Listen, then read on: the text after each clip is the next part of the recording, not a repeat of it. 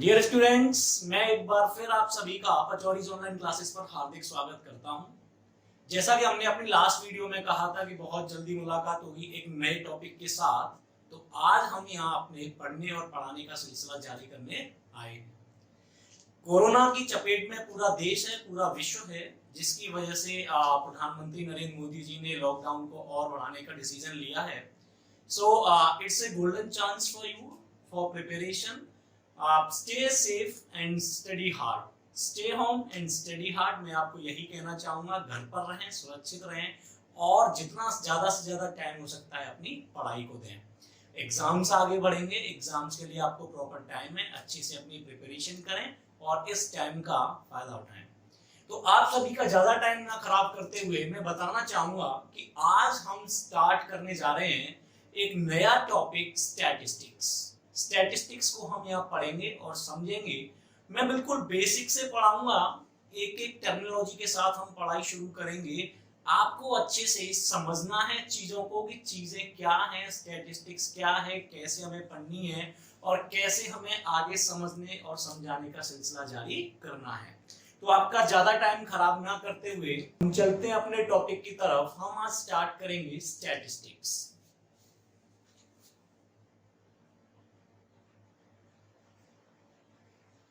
हिंदी में इसको कहते हैं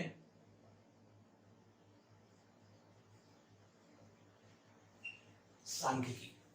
स्टैटिस्टिक्स को हिंदी में कहते हैं सांख्यिकी। अब स्टैटिस्टिक्स जब हम समझेंगे तो इसके लिए हमें इसकी टर्मिनोलॉजी को समझना बहुत जरूरी है। इसमें कुछ टर्म्स हैं जो यूज होते हैं, उनको समझना बहुत जरूरी है। तो स्टैटिस्टिक्स में सबसे पहले हम समझेंगे एक टर्म, पहला टर्म जिसको हम कहते हैं डेटा। तो डेटा पढ़ेंगे हम सबसे पहले। What is data? मैं यहां लिख देता हूं डेटा। हिंदी में इसको कहते हैं आंकड़े। तो डियर स्टूडेंट्स, आजकल की डेली लाइफ में आप सभी प्रतिदिन कुछ न कुछ सूचनाएं प्राप्त करते होंगे। आपको बहुत सारी सूचनाएं डेली मिलती हैं। डेली लाइफ में आपको बहुत सारी सूचनाएं मिलती होंगी। जैसे ये सूचनाएं किसी भी परीक्षा का परिणाम हो सकती हैं, किसी मतदान का परिणाम हो सकती हैं, या फिर बिल्कुल लेटेस्ट हम माने तो आज के दौर में आपको डेली न्यूज पे कुछ सूचनाएं मिलती हैं कि कोरोना वायरस से इस स्टेट में इतने पेशेंट हैं, इस स्टेट में इतने पेशेंट हैं। ये सूचनाएं आपको डेली मिल रही हैं। इसके अलावा आपको डेली ऐसी सूचनाएं मिल रही होंगी कि इस स्टेट गवर्नमेंट ने ये पॉलिसी लागू की है, इस स्टेट गवर्नमेंट ने ये पॉलिसी लागू की है, या कोरोना वायरस कोविड-19 से इफेक्टेड जिलों में, डिस्ट्रिक्ट में ये पॉलिसीज लगाई गई हैं, या ये एक्सपेंसेस हो रहे हैं, एसेट्रा। इस टाइप की सूचनाएं आपको डेली मिल रही होंगी। अब ये सूचनाएं जो है किसी भी फॉर्म में हो सकती हैं। ये तथ्यात्मक रूप में हो सकती हैं, संख्यात्मक रूप में हो सकती हैं, या फिर किसी अन्य रूप में हो सकती हैं।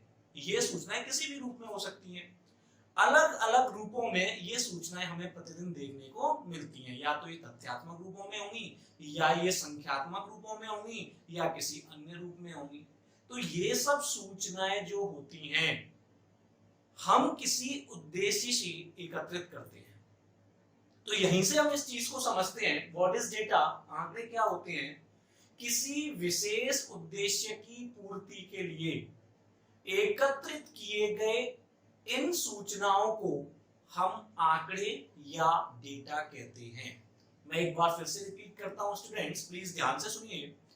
किसी एक विशेष उद्देश्य की पूर्ति के लिए इन सभी सूचनाओं को जो एकत्रित किया जाता है, इन्हीं सूचनाओं को हम डेटा या आंकड़े कहते हैं। अब विशेष उद्देश्य क्या है? हम इन सूचनाओं को इकट्ठा करते हैं, एकत्रित करते हैं। इनका उद्देश्य क्या है? इनका उद्देश्य ये है कि हम इन सूचनाओं का कुछ विश्लेषण करके हम ये पता लगाते हैं कि कहाँ स्थिति कैसी चल रही है, या किस परीक्षा के रिजल्ट कैसे रहे, किस मतदान का रिजल्ट कैसा रहा, या कोविड-19 इफेक्टेड सिटीज में, डिस्ट्रिक्ट्स में अभी क्या हाल है। इनके विश्लेषण से हम ये पता करते हैं। तो हमारा उद्देश्य हुआ कि कोई एक उद्देश्य हुआ इन आंकड़ों को एकत्रित करने के पीछे। तो एक बार फिर से रिपीट करूंगा, किसी विशेष उद्देश्य की पूर्ति के लिए एकत्रित की गई इन सूचनाओं को हम डेटा या आंकड़े कहते हैं। तो यहां से हमने एक चीज सीखी कि डेटा या आंकड़े जो होते हैं ये किसी विशेष उद्देश्य की पूर्ति के लिए एकत्रित सूचनाएं होती हैं। तो हम कह सकते हैं कि किसी विशेष उद्देश्य की पूर्ति के लिए एकत्रित की गई सूचनाएं, इन्हीं को हम आंकड़े कहते हैं या फिर डेटा कहते हैं। तो दो टाइप में डिवाइड किया जाता है। One is primary data and second is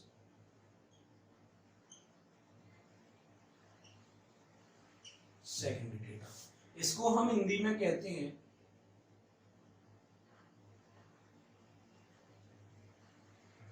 प्राथमिक आंकड़े और इसको कहते हैं हम गौण आंकड़े। तो बेटे आप समझते हैं कि प्राइमरी डेटा और सेकेंडरी डेटा क्या है।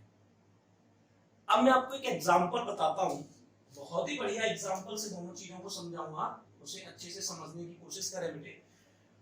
तो मैं आपको एक एग्जांपल बताता हूं कि किसी एक विद्यालय में एक शिक्षक को टास्क दिया जाता है कि आपको एक विशेष कक्षा के सभी छात्रों की लंबाई के आंकड़े एकत्रित करने हैं। आपको किसी एक विशेष कक्षा के सभी छात्रों की लंबाई के आंकड़े एकत्रित करने हैं। अब उस शिक्षक को यह टास्क दिया गया, तो उस शिक्षक के पास दो टाइप से इस लिस्ट को या इस आंकड़े को एकत्रित करने की चॉइस थी। कैसे? वो दो तरीके से इसको एकत्रित कर सकता है। कैसे? या तो वो शिक्षक पर्सनली उस क्लास के सभी छात्रों के पास जाए, उनकी हाइट को मेजर करे और नोट करे और इस तरीके से डाटा को एकत्रित करे। तो उसने क्या किया, वो पर्सनली उन छात्रों के पास गया, हाइट को मेजर किया, उसके बाद उसने एक लिस्ट तैयार की और डाटा यानी आंकड़े इकट्ठे किए। तो जब उसने डायरेक्टली फिजिकली वहां पर प्रेजेंट होकर ये डाटा मेजर करके नोट डाउन किया, that is called primary data. That is called primary data. वहां वो गया और उसने पूरी इंफॉर्मेशन उनकी हाइट के बारे में पर्सनली चेक करके एकत्रित की। That is called primary data. अब बात करते हैं सेकेंडरी डेटा की। उस शिक्षक के पास एक ऑप्शन ये भी था कि वो स्कूल ऑफिस में जाए, वहां से उस क्लास के सभी छात्रों की फाइल निकाले जिसमें सारे डिटेल्स होते हैं प्रत्येक स्टूडेंट के, और वहां से सभी छात्रों की हाइट को देख करके नोट करे। यानी उसने इस तरीके में क्या किया, उसने पहले से एकत्रित किए गए डाटा में से एक विशेष डाटा को निकाल के दूसरे डाटा लिस्ट में एकत्रित कर दिया। तो जो पहले से एकत्रित किए गए डाटा से दूसरा डाटा बनाया गया, that is called nothing but secondary data, या हम हिंदी में कह सकते हैं गौण आंकड़े। तो स्टूडेंट्स, आई थिंक अभी आपको कोई डाउट नहीं होगा कि प्राइमरी डेटा और सेकेंडरी डेटा क्या है, प्राथमिक आंकड़े द्वितीयक आंकड़े क्या है। डायरेक्टली उनके पास जाकर जो डाटा एकत्रित किया गया वो था प्राइमरी डेटा, प्राथमिक आंकड़े, और पहले से एकत्रित किए गए डाटा में से एक दूसरा डेटा एकत्रित किया गया, that is called secondary data या गौण आंकड़े। आई थिंक अभी डाउट बिल्कुल क्लियर होगा, what is primary data and what is secondary data. Doubt हो तो आप कमेंट में छोड़ सकते हैं, नॉट एन इश्यू। क्लियर है आप सभी को? तो हमने पढ़ा स्टैटिस्टिक्स के अंदर सबसे पहले डेटा, आंकड़े। आंकड़े दो तरीके के होते हैं, एक प्राइमरी डेटा, एक सेकेंडरी डेटा, इसको हमने क्लियर किया। अब हम चलते हैं थोड़ा सा आगे इन आंकड़ों को एक विशेष उद्देश्य की पूर्ति के लिए इकट्ठा किया जाता है। अब उस उद्देश्य की पूर्ति के लिए क्या करना होता है, इन आंकड़ों की स्टडी करनी होती है, इन आंकड़ों का विश्लेषण करना होता है। आप समझ रहे, इन आंकड़ों की स्टडी करनी होती है, इन आंकड़ों का विश्लेषण करना होता है। तब इन आंकड़ों के एकत्रित होने के बाद इन पर किए गए विश्लेषण को ही स्टैटिस्टिक्स कहा जाता है। तो इन आंकड़ों के विश्लेषण या इन पर की गई स्टडी जो होती है, सभी प्रकार के डेटा को एकत्रित करने के बाद जो हम इन पर करते हैं स्टडी, उसको क्या कहते हैं, स्टैटिस्टिक्स, सांख्यिकी, यानी कि सांख्यिकी। अब मैं आपको एक बात बता दूं, स्टैटिस्टिक्स एक ऐसा वर्ड है जिसको प्लूरल एंड सिंगुलर, बहुवचन और एकवचन दोनों में अलग अलग यूज किया जाता है और दोनों ही जगह इसके अलग मायने होते हैं, दोनों ही जगह ये एक अलग मतलब होल्ड करता है। तो मैं स्टैटिस्टिक्स वर्ड को भी आपको एकदम क्लियर से बताना चाहूंगा, जरा ध्यान दें स्टूडेंट्स प्लीज सभी। स्टैटिस्टिक्स को हम दो तरीके से जान सकते हैं कि व्हाट इज स्टैटिस्टिक्स। एक तो होता है हम इसको प्लूरल यानी कि बहुवचन में लिखें या देखें, एक होता है सिंगुलर यानी कि हम इसे एक वचन में देखें। स्टैटिस्टिक्स को हम दो तरीके से देखते हैं, एक तो प्लूरल फॉर्म में और एक सिंगुलर फॉर्म में, एक वचन में। अब दोनों में अंतर क्या है, इस प्लूरल एंड सिंगुलर में अंतर क्या है, स्टैटिस्टिक्स के मतलब कैसे बदलते हैं? तो मैं आपको बताना चाहूंगा कि जब आपसे ये कहा जाता है कि आपको आंकड़े एकत्रित करने हैं, यानी बहुत सारे आंकड़ों को एक जगह इकट्ठा करना है, तब उन आंकड़ों को ही हम स्टैटिस्टिक्स कहते हैं। तब उस स्टैटिस्टिक्स का मतलब प्लूरल फॉर्म में होता है, बहुवचन में होता है, यानी कि एकत्रित किए गए आंकड़े। तो यहां हम देखते हैं कि जब स्टैटिस्टिक्स को प्लूरल में यूज करते हैं तो इसका मतलब होता है एकत्रित किए गए आंकड़े। क्लियर, एकत्रित किए गए आंकड़े, इसको हम प्लूरल फॉर्म में स्टैटिस्टिक्स का नाम देते हैं। अगर हम स्टैटिस्टिक्स को सिंगुलर फॉर्म में बात करें कि सिंगुलर फॉर्म में स्टैटिस्टिक्स का क्या मीन होता है, तो जब इसको हम सिंगुलर फॉर्म में यूज करते हैं, दैट मीन्स सांख्यिकी या स्टैटिस्टिक्स एक ऐसा सब्जेक्ट है जिसके अंतर्गत इन आंकड़ों का विश्लेषण किया जाता है। तो जब हम स्टैटिस्टिक्स वर्ड को सिंगुलर में यूज करते हैं, that means this is a subject जिसके अंदर इन एकत्रित किए गए आंकड़ों की स्टडी की जाती है। ओके, तो सिंगुलर फॉर्म में जब हम इसको यूज करते हैं, दैट मीन्स एक विषय जिसके अंतर्गत आंकड़ों की स्टडी की जाती है, आंकड़ों का विश्लेषण किया जाता है, और इसी विश्लेषण को हम कहते हैं डेटा इंटरप्रिटेशन, जिसे हम डीआई की स्पेशल क्लास में पढ़ेंगे। तो इसी को हम कहते हैं, इन एकत्रित किए गए आंकड़ों पे जब हम विश्लेषण करते हैं तो इस विश्लेषण को ही हम कहते हैं डेटा इंटरप्रिटेशन यानी कि डीआई, जिसको हम स्पेशल क्लास में पढ़ेंगे। तो इसको कहते हैं हम डीआई। यानी सिंगुलर में जब हम स्टैटिस्टिक्स को यूज करते हैं, दैट मींस एक ऐसा विषय जिसके अंतर्गत एकत्रित किए गए आंकड़ों की स्टडी की जाती है। और जब हम इस स्टैटिस्टिक्स को प्लूरल फॉर्म में यूज करते हैं, दैट मींस वही एकत्रित आंकड़े जो हमें किसी एक उद्देश्य की जानकारी देता है।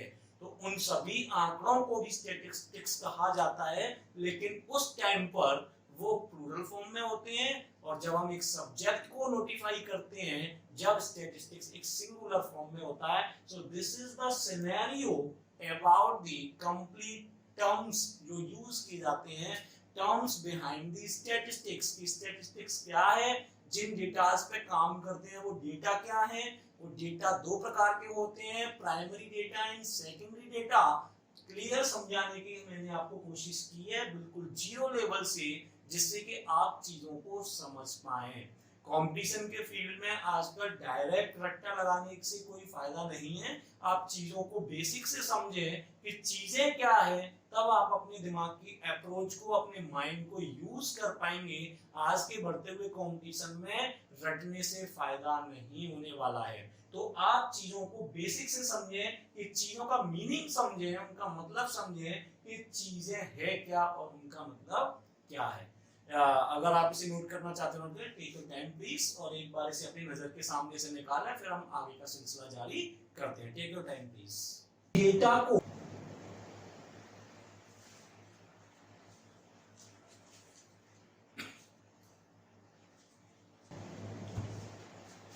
ओके स्टूडेंट्स, हमने स्टैटिस्टिक्स को समझा, डेटा को समझा, डेटा क्या है। इससे आगे हम चलते हैं तो आगे एक चीज आती है रिप्रेजेंटेशन ऑफ डेटा, आंकड़ों का प्रस्तुतिकरण, जो कि बहुत ही जरूरी है आगे के क्वेश्चंस को समझने के लिए। तो आगे हम लिखते हैं सॉरी,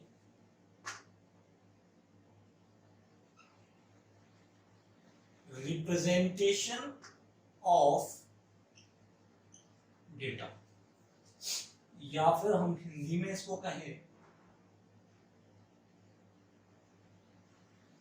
आंकड़ों का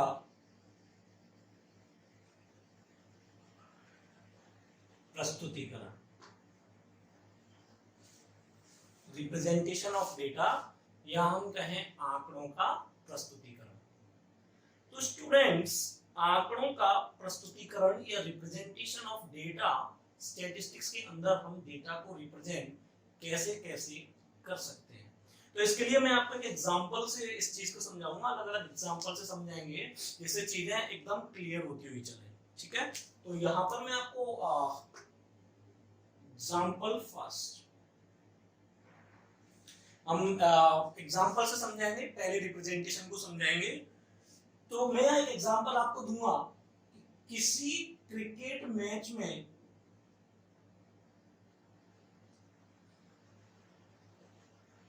ग्यारह खिलाड़ियों द्वारा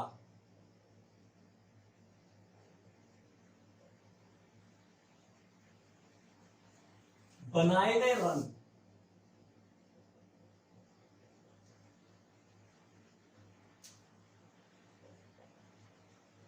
इस प्रकार, जैसा कि मैंने आपको कहा था कि एकत्रित की गई सूचनाओं को ही हम आंकड़े या डेटा कहते हैं सॉरी। तो हमारे पास ये एक छोटी सी सूचना दी हुई है, जिसके अंतर्गत हमें ये बताया जा रहा है कि किसी एक क्रिकेट मैच में एक टीम में 11 खिलाड़ी होते हैं, उन 11 खिलाड़ियों के द्वारा बनाए गए रनों की स्थिति इस प्रकार है 1 2 3 4 5 6 7 8 9 10 एंड 11। तो किसी एक टीम की 11 खिलाड़ियों के द्वारा बनाए गए रन इस प्रकार दिए गए हैं। तो ये हमें एक सूचना दी हुई है किसी मैच में 11 खिलाड़ियों द्वारा बनाए गए रनों के बारे में। तो ये जो इंफॉर्मेशन हमें दी हुई है, इसको हम कहते हैं, this is called raw data. कहते हैं ना रॉ मटेरियल, कच्चा माल। क्या करते हैं हम, रॉ मटेरियल आता है फैक्ट्रीज में, कच्चा माल आता है, उससे रिफाइन करके फिर हम क्या करते हैं, एक नई वस्तु का प्रोडक्शन किया जाता है। तो जैसे फैक्ट्री में एक नई वस्तु का प्रोडक्शन हो रहा है, वैसे हमारे स्टैटिस्टिक्स में आंकड़ों का विश्लेषण हो रहा है, और उन आंकड़ों के विश्लेषण के लिए हमें जो सूचना दी गई है, that is called raw data. तो इसको हम कहते हैं रॉ डेटा। ये रॉ डेटा है, रैंडमली हमें रन दे दिए गए हैं कि 11 खिलाड़ियों ने इतने रन बनाए हैं। तो अभी हमें ये रैंडम नंबर देने के बाद ये छांटना थोड़ा सा कठिन हो जाता है कि इसमें मिनिमम रन किसके हैं और मैक्सिमम रन किसके हैं। एकदम से देखने से नहीं पता चल पाता है, क्योंकि नंबर सारे, रन सारे जो हैं वो रैंडमली लिखे हुए हैं। तो हम क्या करते हैं, इस रॉ डाटा को, सबसे पहली अप्रोच हमारी होती है इस रॉ डाटा को या तो मैं आरोही क्रम में लिखूं जिसको कहते हैं असेंडिंग ऑर्डर, या फिर मैं इसे अवरोही क्रम में लिखूं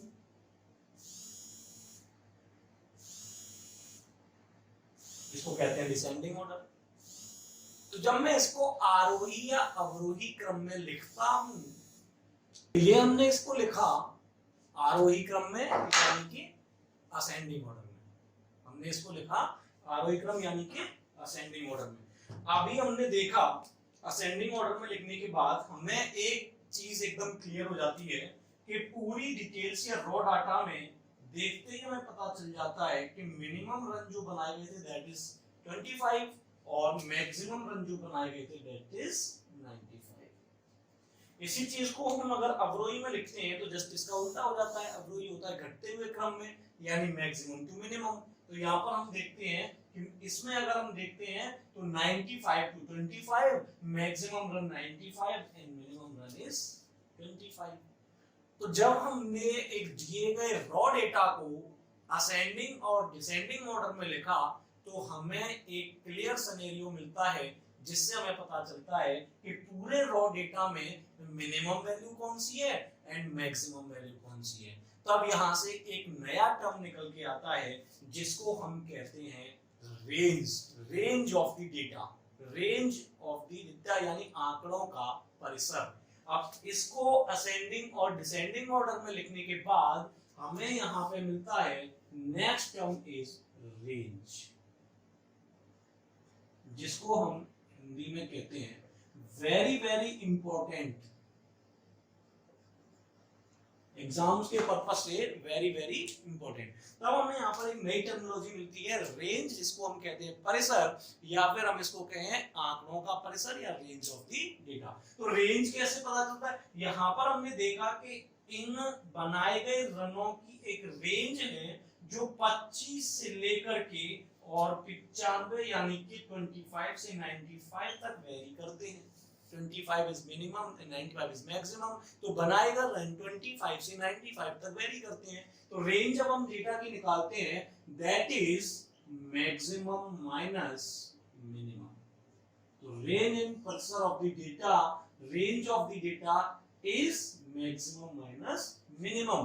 तो हम इस डेटा की या इस रॉ डेटा की बात करें कि रेंज क्या है, परिसर क्या है, that is 95 minus 25, this is 70। This is the range of this data. Range Hindi में हम कहते हैं परिसर, maximum minus minimum. Most important question बनता है रेंज पर। डायरेक्ट डेटा दिया जाता है, रॉ डेटा दिया जाता है, रेंज पूछी जाती है आपसे, डायरेक्ट क्वेश्चन पुट अप होता है। मोस्ट इंपॉर्टेंट थिंग, आप इसको ध्यान से देखें। किसी भी डेटा को आपने देखा, उसमें आपने मैक्सिमम एंड मिनिमम को देखा, हमें ये पता चला कि ये रॉ डेटा कहां से कहां तक वेरी कर रहा है, then find its range maximum minus minimum. So 70 is the range of this raw data. किसी को कोई डाउट? आई थिंक बिल्कुल बेसिक से मैं बता रहा हूं आपको, छोटी छोटी चीजों को बता रहा हूं, कुछ भी नहीं रहेगा आपके दिमाग में, कोई भी डाउट नहीं रहेगा। सारे डाउट्स को मैं क्लियर करूंगा, डोंट वरी अबाउट इट। आपको कोई चिंता करने की जरूरत नहीं है, आप बस वीडियो को अच्छे से देखते रहें। चीजों को नहीं समझ में आ रहा है एक बार रिवाइंड करके देखें, everything will be covered. Okay, एक बार आप इसे नोट करें, जो भी नोट करना चाहता है। Take your time please.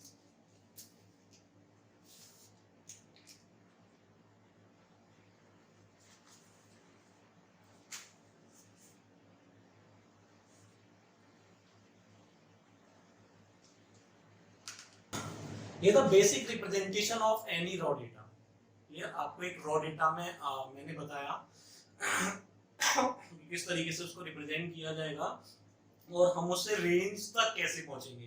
Direct question put up होता है रेंज पे, तो उससे हम एक रॉ डेटा से रेंज तक कैसे पहुंचेंगे वो अभी हमने देखा। ठीक है, एग्जांपल नंबर 2, एग्जांपल नंबर 2 से हम चलते हैं और रिप्रेजेंटेशन किस तरीके से किया जाता है। तो हम एग्जांपल नंबर 2 में आपको देता हूं, हम यहां लिखते हैं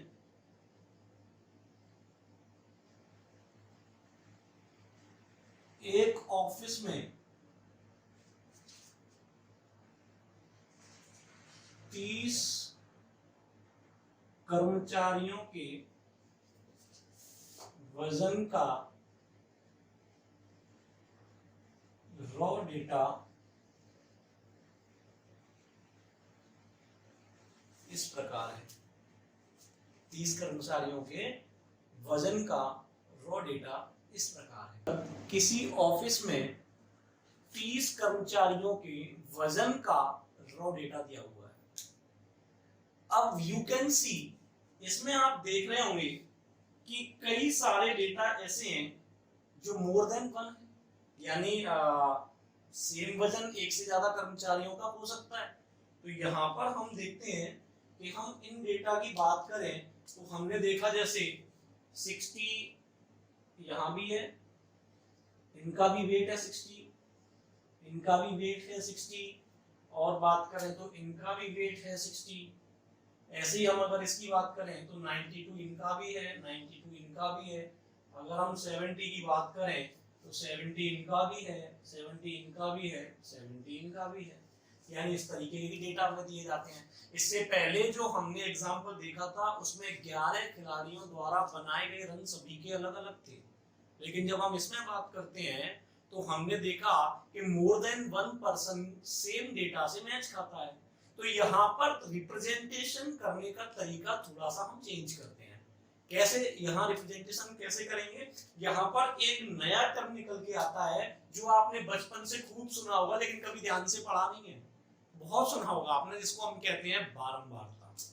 बारंबारता यानी कोई एक डेटा बार बार आ रहा है, इंग्लिश में हम कहते हैं फ्रीक्वेंसी, फ्रीक्वेंट आ रहा है, फ्रीक्वेंटली चल रही है, एक वैल्यू फ्रीक्वेंटली चल रही है या बार बार आ रही है, या उसकी अकरेंस मोर देन वन है, मोर देन टू है, तो इसको हम कहते हैं, एक नया टर्म निकल के आता है, दैट इज कॉल्ड बारंबारता। जो भी वैल्यू इसमें से बार बार यूज हो रही है वो कितने बार यूज हो रही है वही उस टर्म की बारंबारता यानी कि फ्रीक्वेंसी होगी। तो यहाँ पर हम इस डेटा को जब रिप्रेजेंट करते हैं, इस डेटा को रिप्रेजेंट करने के लिए हम एक डेटा तैयार करते हैं जिसमें हम इन वैल्यूज को लिखते हैं। एक से ज्यादा बार जो वैल्यू यूज हो रही है उसे हमें बार बार लिखने की जरूरत नहीं पड़ेगी और हम साथ में उसकी बारंबारता को शो करते हैं। एक बार देखें इसे, फिर हम बताते हैं कि इसका रिप्रेजेंटेशन हम कैसे करेंगे।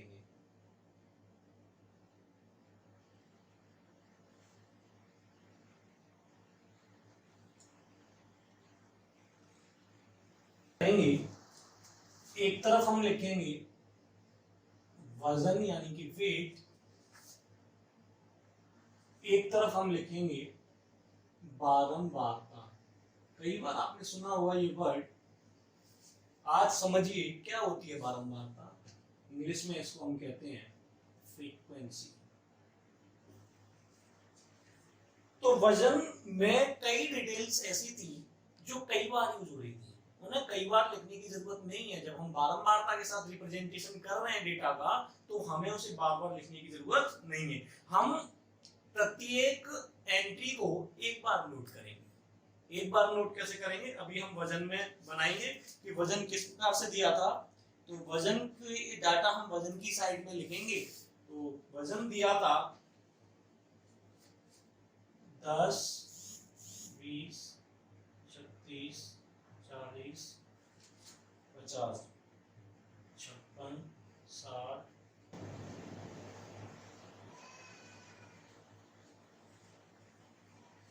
अभी हम इनकी बारंबारता को देखते हैं तो 10 हमने देखा था डाटा में एक बार आया हुआ था। हमने देखा 10 जो है डेटा में एक बार आया हुआ था, यानी इसकी बारंबारता कितनी हुई? 1। दैट इज कॉल्ड बारंबारता। अभी हमने देखा कि डेटा में 20 कितने बार आया था? एक बार, यानी इसकी बारंबारता क्या हुई? 1। 36 आया था 3 बार, यानी इसकी बारंबारता कितनी हुई? 3। और 40 आया था 4 बार, तो इसकी बारंबारता कितनी हुई? 4। इस तरीके से हम बारंबारता को डेटा के साथ नोट करते हैं। इसे कहते हैं हम फ्रीक्वेंसी यानी कि बारंबारता। तो मैं एक तरफ से सबकी बारंबारता को नोट कर देता हूं।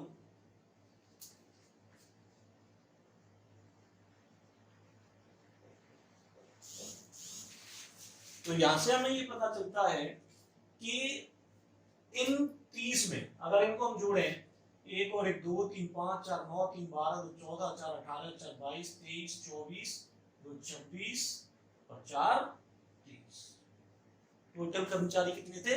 30। टोटल कर्मचारी अगर मैं इनको जोड़ देता हूं तो मुझे मिलते हैं टोटल कर्मचारी 30। लेकिन रिप्रेजेंटेशन में जो डिटेल्स मोर देन 1 टाइम थी, हमें बारंबारता का यूज करने के बाद उसे बार बार लिखने की जरूरत नहीं हुई। तो second type of representation of data is like this. हमने लिखे वजन इधर और इनकी बारंबारता, ये एक कर्मचारी का, ये एक कर्मचारी का, इसमें 3 कर्मचारी, इसमें 4 कर्मचारी, इसमें 3, इसमें 2, इसमें 4, इसमें 4, इसमें 1, इसमें 1, इसमें 2, इसमें 3, इसमें 1। इस तरीके से हम डाटा को रिप्रेजेंट करते हैं जब हमें बारंबारता का यूज। समझ में आया स्टूडेंट? बारंबारता का यूज कहाँ होता है? बारंबारता का यूज होता है जब रॉ डेटा में हमारे पास एक ही detail more than 1 time use हो रही हो, तब हम बारंबारता का यूज करते हैं। एक बार इसे अपनी नजरों से निकालिए, समझें, इसे अच्छे से समझें। Take your time please. ठीक है स्टूडेंट्स, क्लियर है आप सभी को? रिप्रेजेंटेशन ऑफ डेटा में मैंने आपको 2 एग्जांपल दिए, जिसमें पहले एग्जांपल में सारी डिटेल्स एक बार थी, आपने डायरेक्ट असेंडिंग और डिसेंडिंग ऑर्डर में लिखा, उसमें से हमें रेंज तक पहुंचे कि what is the range of the data. Okay, most important thing. And दूसरे एग्जांपल में हमने देखा कि जब मोर देन 1 कोई चीज रिपीट होती है, तब हम रिप्रेजेंटेशन डेटा को हम कैसे लिखते हैं, कैसे प्रस्तुत करते हैं। वहां से हमने एक नए टर्म को देखा, जो नया टर्म यहाँ से निकल के आया था, जिसको हम कहते हैं बारंबारता एंड फ्रीक्वेंसी। कई बार आपने अपनी क्लास 9th 10th में ये वर्ड सुना होगा, बारंबारता एंड फ्रीक्वेंसी। कौन सी एंट्री कितने बार आ रही है, इसको हम कहते हैं बारंबारता, और इस तरीके से इसका रिप्रेजेंटेशन किया जाता है। तो एग्जाम्पल नंबर 3,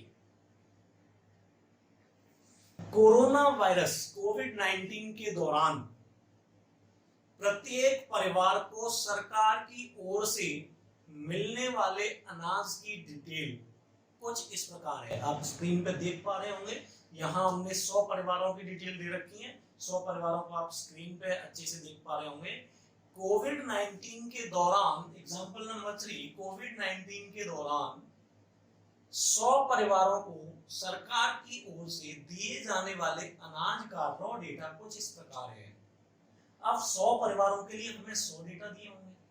अब 100 डेटा के लिए या तो एग्जाम्पल नंबर 1 की तरह हम क्या करेंगे कि 100 डेटा की तरह से 100 चीजें हमें लिखनी पड़ेंगे, 100 टर्म्स हमें लिखने पड़ेंगे, जो कि बिल्कुल भी फीजिबल नहीं है, अपने कंपटीशन में बिल्कुल भी फीजिबल नहीं है।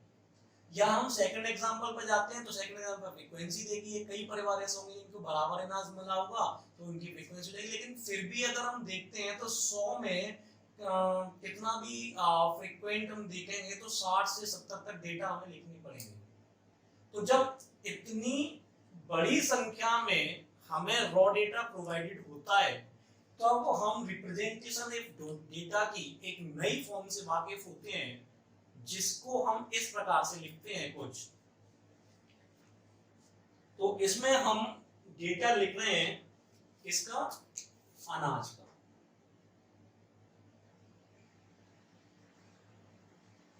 किलोग्राम। तो यहां पर जब 100 परिवारों की बात है, डेटा एक बहुत ज्यादा मात्रा में दे रखा है, तो अब हम उसको शॉर्ट करने के लिए इस तरीके से लिखते हैं 20 to 29। किलोग्राम में अनाज की मात्रा 20 to 29, 30 to 39, 40 to 49, 50 to 59, 60 to 69, 70 to 79, 80 to 89 and 90 to 99। तो जो 100 परिवारों का डेटा दिया गया था, हम उसको एक छोटा रूप देने के लिए और जल्दी से रिप्रेजेंट करने के लिए अनाज की मात्रा को कुछ इस तरीके से नोटेट किया जाता है। अब यहाँ पर आप देख रहे होंगे कि 20 to 29, 30 to 39, दैट मीन्स कि यहां से लेकर यहां तक की मात्राएं इसके अंतर्गत आएंगी, इसके अंतर्गत आएंगे। यहां से कुछ नए टर्म्स निकल के आते हैं जिनको हम यहां से समझेंगे। ये जो हमने बनाया, ये इस तरीके से जो हमने बनाया, इसको हम कहते हैं क्लास, या फिर हम कह सकते हैं क्लास इंटरवल, यानी कि वर्ग अंतराल। ये जो हमने बनाया है, जैसे हमने डिटेल्स को यहाँ पे देखा, 20 to 29, 30 to 39, 40 to 49, इनको हम कहते हैं क्लास या क्लास इंटरवल, वर्ग अंतराल। हिंदी में इसको कहते हैं वर्ग अंतराल। अब इसका जो हम देखे हैं 20 to 29, समझ रहे? तो यहां से एक नया टर्म निकल के आता है जिसको हम कहते हैं क्लास साइज या फिर क्लास विड्थ, जिसको हिंदी में कहते हैं वर्ग माप या फिर वर्ग चौड़ाई। कैसे निकालते हैं? जो हमने क्लास बांटी हुई है, इन क्लास की माप या इस क्लास की चौड़ाई कैसे निकालते हैं? प्रत्येक क्लास को हमने यहां से किसी भी क्लास को उठा के देखिए, this is maximum minus minimum plus 1। जैसे हम इस क्लास की बात करें तो 59 माइनस 50 प्लस 1, दैट इज 10। तो प्रत्येक क्लास की जो माप है, वर्ग माप है, क्लास विड्थ कहें या क्लास साइज कहें, वो क्या है यहाँ पर 10। अब एक नई टर्म यहां से निकल के आती है, हमें यहाँ पर प्रत्येक क्लास में दो वैल्यू दिखाई दे रही है। जैसे हम लास्ट क्लास की बात करें तो 1 is 90 and 1 is 99, दो वैल्यू दिखाई दे रही है। अगर हम यहाँ पर इन दोनों वैल्यूज की बात करें तो इसको कहते हैं हम लोअर लिमिट, इसको कहते हैं अपर लिमिट। किसी भी क्लास की दो लिमिट होती हैं, एक तो होती है लोअर क्लास लिमिट, एक होती है अपर क्लास लिमिट। तो कम वाली को हम कहते हैं लोअर क्लास लिमिट और मैक्सिमम वाली को हम कहते हैं अपर क्लास लिमिट। तो इस प्रकार के बड़े रॉ डेटा को हम क्लासेस में डिवाइड करते हैं, जिससे कि हमारी जो वेस्टिंग ऑफ टाइम है वो बचे। तो जब क्लासेस में डिवाइड किया, इस तरीके से किया, तो यहाँ से कुछ टर्म्स नए निकल के आए। 1 is class and class interval, class size and class width, and उसके बाद lower class limit and upper class limit. जहां तक आप देख पा रहे होंगे lower class limit and upper class limit, तो इसको हम कहते हैं लोअर क्लास लिमिट और मैक्सिमम वैल्यू को कहते हैं अपर क्लास लिमिट। तीनों चीजें मुझे लगता है कि बिल्कुल क्लियर होंगी, कोई डाउट नहीं होना चाहिए अभी इसमें कि ये सारे जो वर्ड या जो सारे टर्म निकल के आ रहे हैं इनको हम किस तरीके से समझे। मैं एक बार फिर से रिपीट कर देता हूँ, दैट इज कॉल्ड क्लास या क्लास इंटरवल, हिंदी में कहते हैं वर्ग अंतराल। अब इस वर्ग अंतराल का साइज या विड्थ या माप, क्लास साइज कहते हैं, क्लास विड्थ कहते हैं या वर्ग माप कहते हैं, कैसे निकलता है? Maximum minus minimum plus 1। तो इस क्लास को हमने लिया था 59 माइनस 50 प्लस 1, दैट इज 10। तो प्रत्येक क्लास की जो विड्थ है या साइज है वो कितना है? 10। ओके स्टूडेंट्स, दो टर्म और नए निकल के आए थे। प्रत्येक क्लास में हमें दो वैल्यूज दिखाई दे रही हैं। तो मिनिमम वाली वैल्यू है that is called lower class limit, और मैक्सिमम वाली वैल्यू है उसको हम कहते हैं अपर क्लास लिमिट। ओके, अब एक नई चीज निकल के आती है। इस प्रकार के रिप्रेजेंटेशन ऑफ डेटा में हम चलेंगे तो एक नई चीज आपको यहाँ पर मिलेगी जिसको हम कहते हैं मिलान चिन्ह, इनको कहते हैं टैली साइन। जब डेटा बहुत ज्यादा हो जाता है तो काउंटिंग पर्पस के लिए हम इन मिनाल चिन्हों का यूज करते हैं। और एक टर्म जो हम पहले पढ़ ही चुके हैं, कौन सा? बारंबारता, फ्रीक्वेंसी, क्योंकि इसमें भी more than one data present होते हैं, तो यहां पर भी क्या आएगा? बारंबारता, जिसको हम कहते हैं फ्रीक्वेंसी। तो प्रत्येक क्लास में हमने देखा, जो स्क्रीन पर आपको डाटा दिखाया गया था, उस डाटा में हमने देखा था कि प्रत्येक क्लास की अगर हम बात करें तो 20 से लेके 29 किलोग्राम तक में हमारे 3 फैमिली थी। 20 से लेके 29 किलोग्राम तक अनाज जिनको मिला था वो 3 फैमिलीज को मिला था। फिर से लेके 39 तक जो अनाज मिला था उसमें हमारे 14 थे फैमिलीज। इसके बाद नेक्स्ट क्लास में अगर हम जाते हैं तो 40 to 49 में 12, फिर इससे आगे 8, फिर इससे आगे 18 फैमिली थी, और इससे आगे 10, इससे आगे फैमिली 23, और इससे आगे 12। ये डाटा हमारे पास इस प्रकार से था। बारंबारता फैमिलीज की कौन सी क्लास के अंतर्गत कितनी फैमिलीज आती हैं, इस तरीके से हमने यहाँ पर इसको डिनोट किया था। अभी अगर हम देखते हैं यहाँ पर 14 3 17, 17 12 29 और 8 37, 37 और 10 47, 47 और 23 हो जाते हैं आपके 70, और 18 12 30, 17 30 100। अगर हम सबको जोड़ देते हैं तो हमारे पास पूरे 100 फैमिली का डेटा अवेलेबल हो जाता है। यहाँ पर हमें पता चलता है कि 100 फैमिलीज को डेटा अनाज जो है इस तरीके से बांटा गया है। अब इन काउंटिंग के लिए यूज करते हैं हम टेली साइंस, मिलान चिन्ह। तो मिलान चिन्ह किस तरीके से बनाए जाते हैं वो भी एक बार आपको बता देता हूँ। तो जैसे 3, 1 2 3, अभी हम 14 जाएंगे, तो टेली साइन किस तरीके से बनते हैं? काउंटिंग को आसान बनाने के लिए हम बनाते हैं 1 2 3 4 एंड 5 क्रॉस। तो 5 5 के पेयर इसमें बनते हैं, जिससे काउंटिंग में आसानी होती है। 5 अगेन 6 7 8 9 10 11 12 13 14, इस तरीके से टेली साइन बनते हैं। 4 के बाद एक क्रॉस के साथ 5 का पेयर बनाया जाता है टेली साइंस का। 12 की बात करें 1 2 3 4 5 6 7 8 9 10 11 एंड 12। इसके बाद 8 की बात करें 1 2 3 4 5 6 7 8। पर 18 की बात करें 1 2 3 4 5 6 7 8 9 10 11 12 13 14 15 16 17 18। इसके बाद 10 की बात करें 4 5 6 7 8 9 10। इसके बाद 23 की बात करें 1 2 3 4 5 6 7 8 9 10 11 12 13 14 15 16 17 18 19 20 21 22 23। 12 की बात करें 1 2 3 4 5 6 7 8 9 10 11 12 13 14।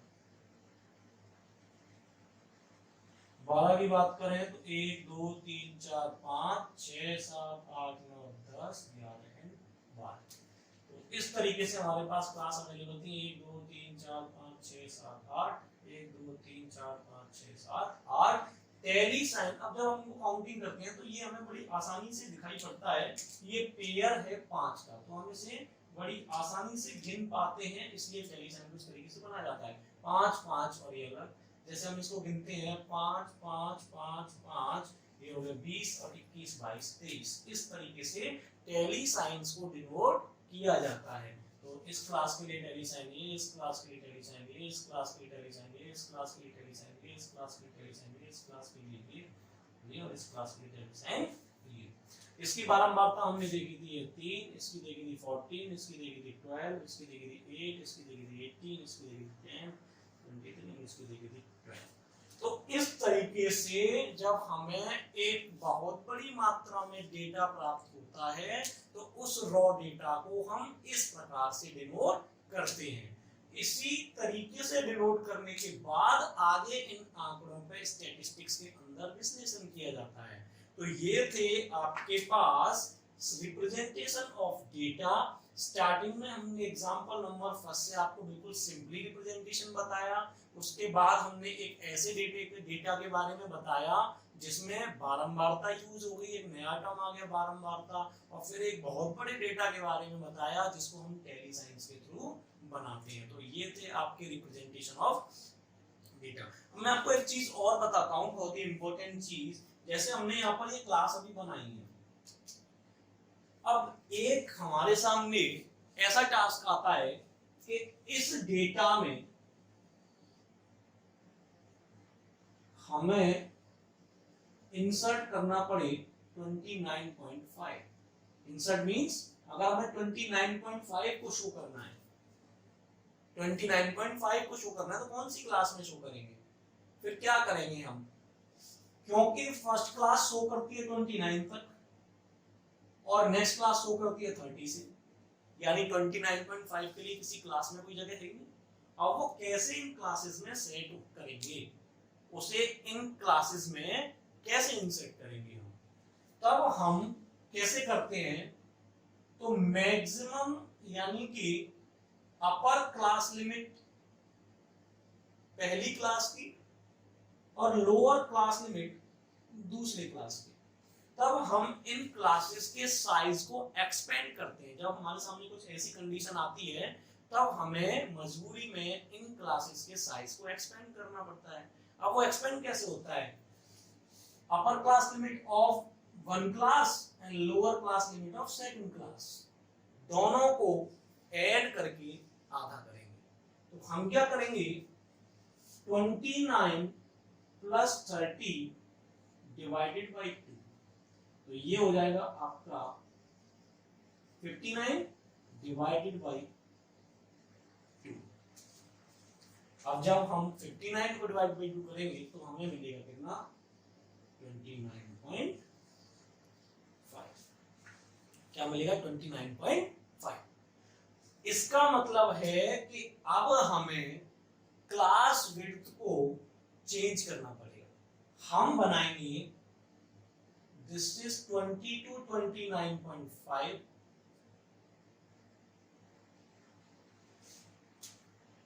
जैसे याद है 20 to 29.5,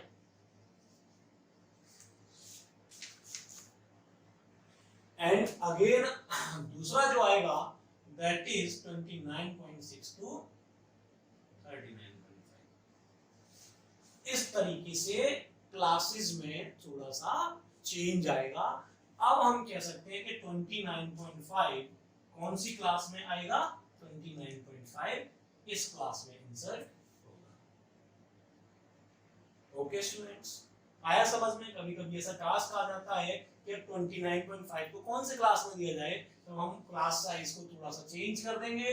upper class limit of one class, lower class limit of second class, दोनों को एवरेज निकाल देंगे और क्लास साइज को उसी हिसाब से मॉडिफाई कर दिया जाएगा और 29.5 को क्लास में इंसर्ट कर दिया जाएगा। क्लियर है?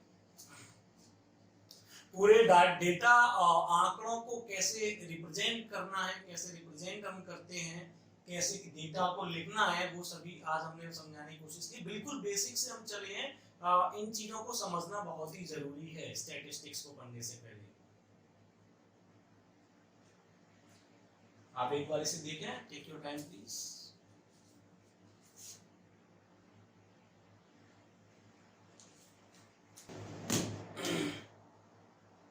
इससे थोड़ा सा आगे चलते हैं तो एक छोटी सी चीज का ओवरव्यू मैं देना चाहूंगा आपको, जिसमें कि आपको जरूरत पड़ेगी डेटा इंटरप्रिटेशन जब हम पढ़ेंगे। अभी हमने पढ़ा था रिप्रेजेंटेशन ऑफ डेटा, एक आता है graphical representation of data.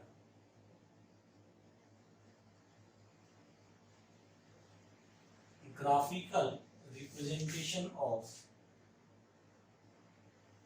Data, यानी हिंदी में अगर कहें आलेखीय प्रस्तुतिकरण। एक ओवरव्यू मैं देना चाहूंगा यहाँ पर, क्योंकि डेटा इंटरप्रिटेशन हर एग्जाम में पूछा जाता है, हर एग्जाम में क्वेश्चन रहते हैं। डेटा इंटरप्रिटेशन की अलग से क्लास लगाएंगे हम, लेकिन एक ओवरव्यू स्टैटिस्टिक्स पढ़ रहे हैं तो ग्राफिकल रिप्रेजेंटेशन क्या क्या होते हैं। तो जब हम डेटा इंटरप्रिटेशन पढ़ेंगे तो हमें इस प्रकार के ग्राफिकल रिप्रेजेंटेशंस देखने को मिलेंगे। जैसे अगर हम नंबर 1 की बात करें तो इसको हम कहते हैं बार ग्राफ्स।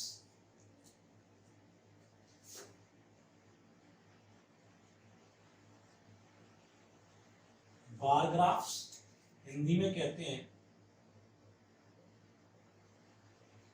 गंडा। आपको इस तरीके से डाटा रिप्रेजेंट मिलेगा।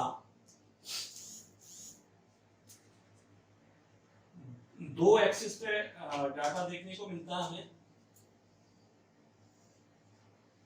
एक्स एक्सिस पे एक डिटेल दिया होगा, वाई एक्सिस पे एक डिटेल दिया होगा, और इस तरीके का आपको,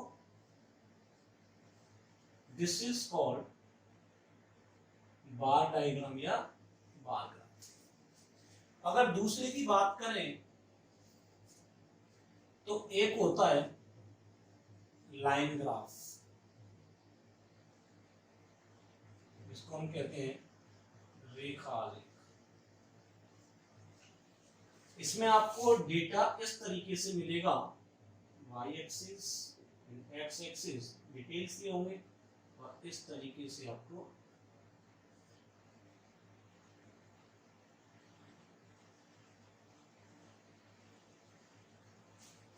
डेटा आपको मिलेगा।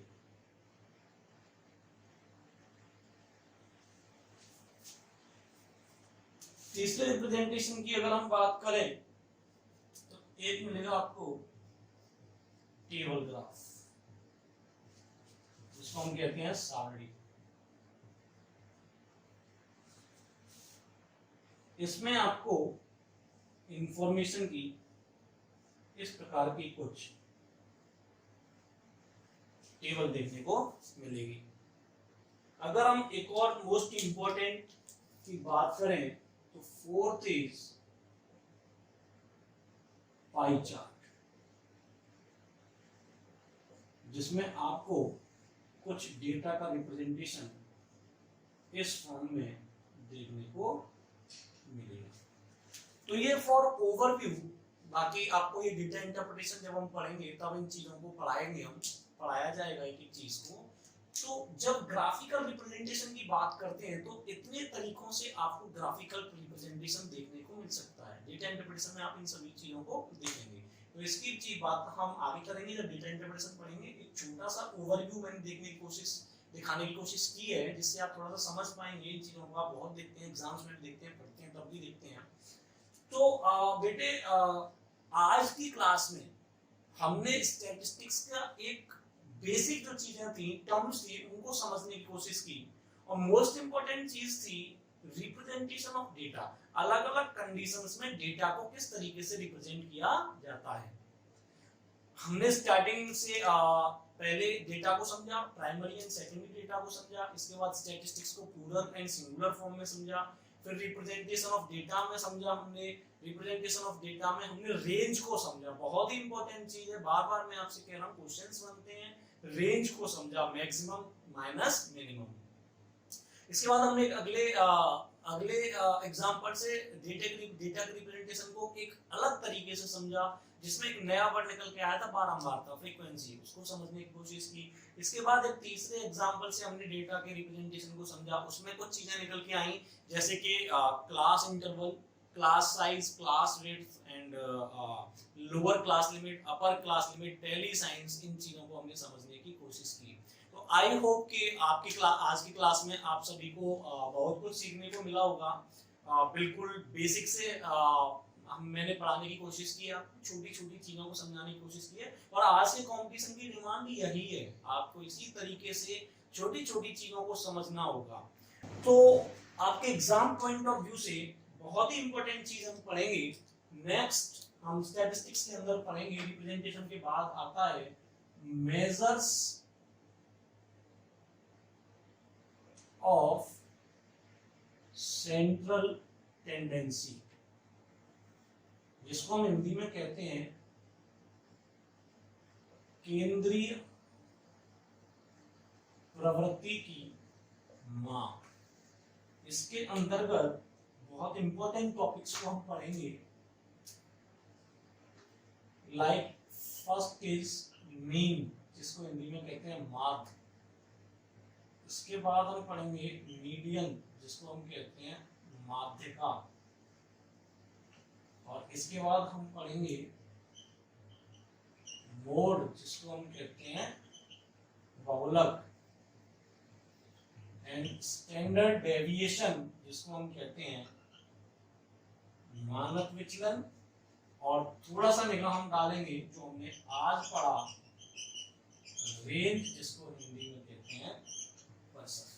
तो नेक्स्ट क्लास जब हम पढ़ेंगे स्टैटिस्टिक्स की, तो बहुत ही इंपॉर्टेंट चीज एग्जाम पॉइंट ऑफ व्यू से, next topic is measures of central tendency. Next data से आगे, रिप्रेजेंटेशन ऑफ डेटा से आगे जब हम जाएंगे तो मेजर्स ऑफ सेंट्रल टेंडेंसी, केंद्रीय प्रवृत्ति की माप, जिसके अंतर्गत हम पढ़ेंगे मीन, माध्य, मीडियन, माध्यिका, मोड, बहुलक, स्टैंडर्ड डेविएशन, मानक विचलन, और एक नजर दोबारा से हम डालेंगे रेंज पर, रेंज ऑफ द डेटा, जो छोटा सा आज हमने समझने की कोशिश की थी।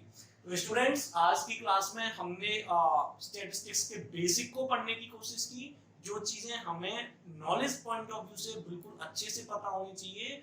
What is data, about the data and about the representation of data, आपको बिल्कुल अच्छे से पता होना चाहिए अगर आप एक कॉम्पिटिटर हैं, आप एक कॉम्पिटिशन एग्जाम की तैयारी कर रहे हैं। तो आज की क्लास मैंने इसीलिए बेसिक नॉलेज के लिए रखी थी, स्टैटिस्टिक्स की टर्मिनोलॉजी। नेक्स्ट क्लास में हम मेजर ऑफ सेंट्रल टेंडेंसी पढ़ेंगे, केंद्रीय प्रवृत्ति की मापें पढ़ेंगे, जिसमें हम माध्य, माध्यिका, बहुलक, मानक विचलन और परिसर पर बात करेंगे।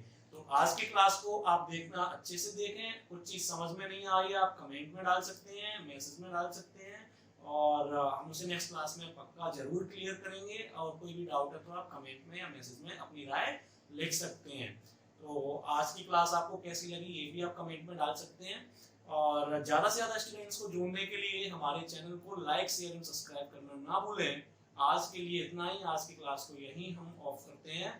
Thank you very much. जय हिंद।